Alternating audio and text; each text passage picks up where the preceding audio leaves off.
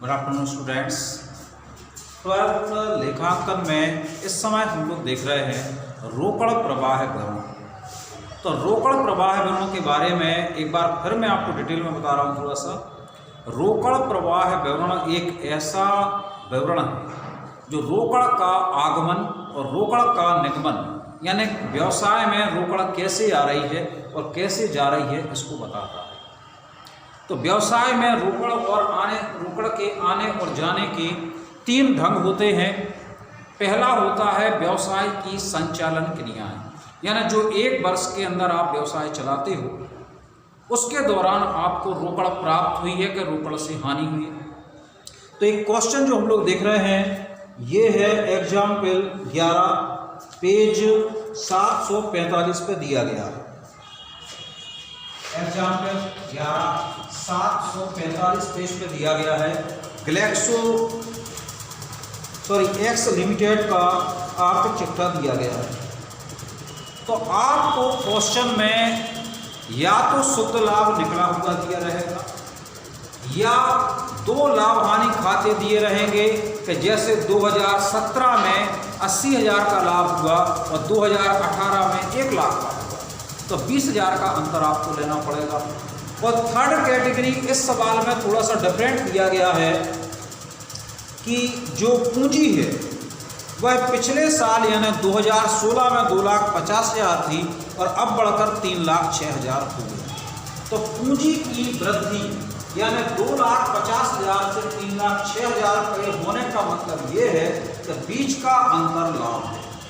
और यदि पूंजी कम हो रही होती, यदि मान लीजिए पूंजी कम हो रही होती तो इसका मतलब कि आहरण कर लिया यानी आपने पैसे निकाल दिए, और पूंजी का बढ़ना मतलब शुद्ध लाभ का होती है। इसमें हमें गैर नगद मदों से हानियां जोड़ना है, यानी जो भी नुकसान हो रहे हैं जैसे ख्याति कम हुई है, हिरास लगाया गया है, यदि मान लीजिए कोई आपकी पेटेंट है, पट्टा है, अप्लिकेट किया गया है, अप्लिकेट का मतलब पहले वर्ष की तुलना में दूसरे वर्ष में कम हुआ है, तो ऐसे नुकसान को हम जोड़ देंगे। तो आपकी पुस्तक में जो सवाल दिया गया है उसके हिसाब से हिरास यानी जो यंत्र दिए गए हैं वर्ष के शुरू में 1,60,000 के यंत्र हैं, जिनमें से एक पोर्शन जो आपने 20,000 का है बेच दिया है। तो 20,000 का पोर्शन अलग हो गया यानी 1,40,000 के बचना चाहिए थे, लेकिन वर्ष के अंत में दिए गए हैं 1,10,000 के। तो ऐसी स्थिति में बीच का अंतर जो है 30,000 रुपये हिरास के रूप में आएगा। और जो मशीन आप 20,000 वाली बेच रहे हो उस पर हिरास 6,000 लगाना है। इस तरीके से कुल 36,000 रुपये हिरास है। जो यंत्र आपने बेचा है 20,000 का था, 6,000 आपने काटा हिरास, तो 14,000 का बचा और उसे बेच रहे हो आप 10,000 में, तो यंत्र के बेचने से 4,000 की हानि हुई। तो ये 2 नुकसान इसमें जुड़ जाएंगे। और यदि आपको किसी संपत्ति के विक्रय से लाभ होता है, विनियोग के विक्रय से लाभ होता है, या नुकसान हमें जोड़ना है और फायदे जो है घटाना, इस तरीके का जो है रिजल्ट लेंगे। इसके बाद इसमें हम जोड़ेंगे संचालन के दौरान हानि। संचालन के दौरान जो हानि है आपको 2 कैटेगरी में होगी।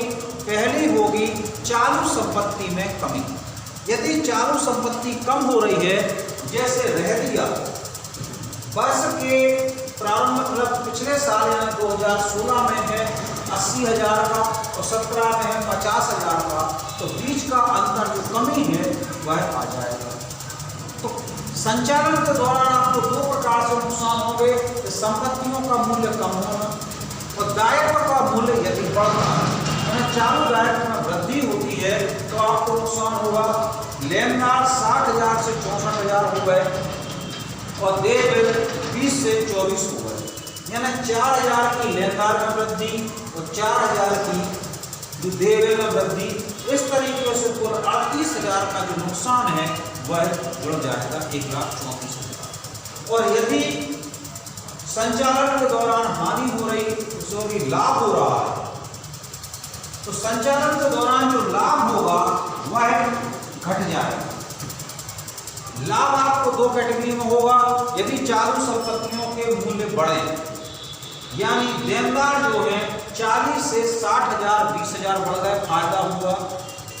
प्राप्त बिल 20 से 40,000 हो गए, फिर 20,000 का फायदा हुआ। और दूसरा, यदि दायित्व में कमी होती है, लेकिन इसमें दायित्व में कोई कमी नहीं है, इसलिए 40,000 का जो फायदा है घट जाएगा। 1,34 में से 40,000 घट के संचालन के से रोकड़ प्राप्त हो जाएगी 94। तो संचालन क्रियाओं से प्राप्त रोकड़ है 94,000। सेकंड नंबर पे हम आते हैं विनियोग क्रियाओं से रोकड़ प्रवाह। तो इसमें जो प्लांट हमने बेचा था उसके विक्रय से हमें 10,000 रुपये मिले थे, लेकिन दो संपत्तियां जो थी, एक भूमि का क्रय, भूमि 70,000 की थी, 1 लाख की बढ़ गई, यानी 30,000 का नुकसान लगा। भवन है 70,000 का था, 1,20,000 का बढ़ गया, यानी 50,000 का खरीदा है। तो जो दो संपत्तियां आपने खरीदी हैं, यानी 80,000 आपके पास से गए हैं, जबकि प्लांट के विक्रय से 10,000 रुपये आपको मिल रहे हैं। तो 10,000 मिले, 80 का नुकसान लगा, यानी 70,000 रुपये आपको जो है 70,000 का नुकसान। तो 94,000 थे, 70 का नुकसान लगा, यानी 24,000 रुपये आपके पास बचे। थर्ड आते हैं वित्तीय क्रियाओं से प्राप्त रोकड़। दीर्घकालीन ऋण 80,000 का और 1 लाख बढ़ गया, यानी 20,000 आपको, जबकि बैंक ऋण जो था बस 2016 में 50,000 है, तो 17 में 0 का मतलब यह है कि आपने वो ऋण चुका दिया। तो 20,000 मिले और 50,000 चुकाना पड़े, यानी 30,000 का नुकसान। तो 24,000 रुपये आपके पास थे, 30,000 का नुकसान है, यानी वर्ष के दौरान जो है 6,000 की आपको तीनों क्रियाओं से। लास्ट रिजल्ट ये आया है कि आपको वर्ष के दौरान 6,000 की हानि हुई। वर्ष के प्रारंभ में रोकड़ 20,000 की थी, 6,000 का नुकसान लगता है, तो वर्ष के अंत में जो रोकड़ है 14,000 है।